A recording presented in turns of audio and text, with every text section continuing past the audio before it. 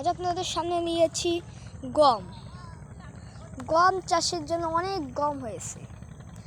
গম বলতেই মানে অনেক, আরও একটা জমি আছে আমাদের, সেই জমিতে হয়েছে। তারপর বাদাম গাছে, যে বাদাম গাছে ফুল হয়েছে, যেমন বাদাম গাছে ফুল হয়েছে, এই যে বাদাম গাছে ফুল, বাদামের ফুল, বাদামের ফুল মানে দেখতেই বুঝেন, বাদামের ফুল। তারপর গম গাছ, যে অসাধারণ গম। তারপর সূর্যমুখী ফুল, সূর্যমুখী।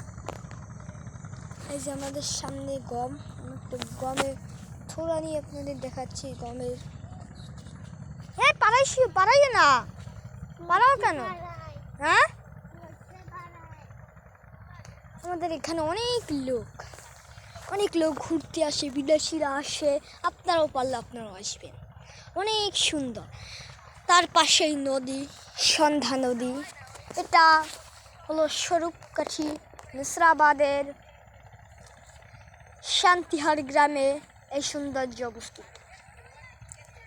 এখানে অনেক বিদেশি আসে। এই বিদেশিরা আসে কেন? এই বিদেশিরা আসে এই সৌন্দর্য দেখার জন্য।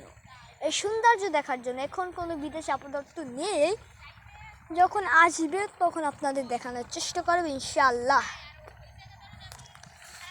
সবাই যদি কেউ গম লাগাতে চান তাহলে এই আইডিতে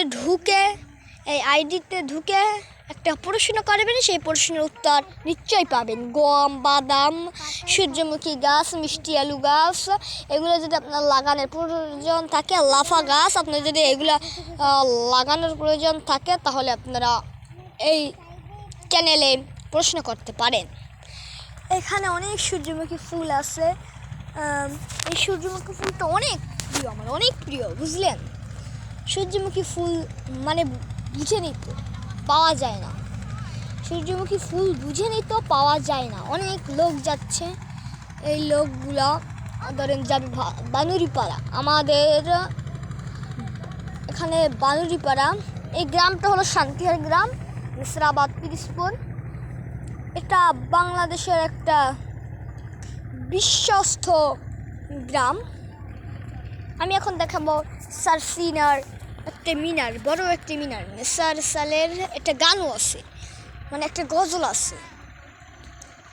সেই মিনারটা সবচেয়ে পৃথিবীর মধ্যে, মানে বাংলাদেশের মধ্যে একটা নাম করা মিনার, বাংলাদেশের মধ্যে বৃহত্তম মিনার, নাম করা মিনার পৃথিবীর মধ্যে। সবাই জানে এই সারসিনা মিনার সম্পর্কে। এখন আপনাদের সেই মিনারটা দেখাবো। ওই যে সারসিনার মিনার, ওই বড় যে মিনারটা দেখাচ্ছি, ওই যে মিনার, ওইটি আমাদের সারসিনার মিনার। ওই মিনারে হজরতে পীর সাহেব, নেসারউদ্দিন সাহেব, আবু জাফর সাহেব, মাহাবুল্লাহ সাহেব, এরা সবাই ওইখানেই সমৃদ্ধ করা। এর আগে কয়েকদিন আগে আমাদের বর্তমানে পীর সাহেব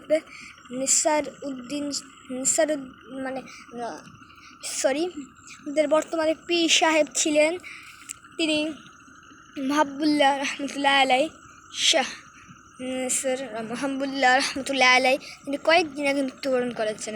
আপনারা তার জন্য দোয়া করবেন। এখন বর্তমানে পীর সাহেব নেসারউদ্দিন সাহেব, নেসারউদ্দিন সাহেব, তিনি এখন বর্তমান পীর সাহেব। আপনারা সবাই তার জন্য দোয়া করবেন, এবং এইখান থেকে যদি ঘুরতে আসুন আপনারা আসতে পারেন।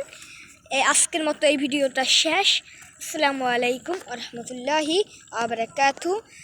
বেশি বেশি লাইক করে, বেশি বেশি কমেন্ট করবেন। আর আসসালামু আলাইকুম ওয়া রাহমাতুল্লাহি ওয়া বারাকাতুহু।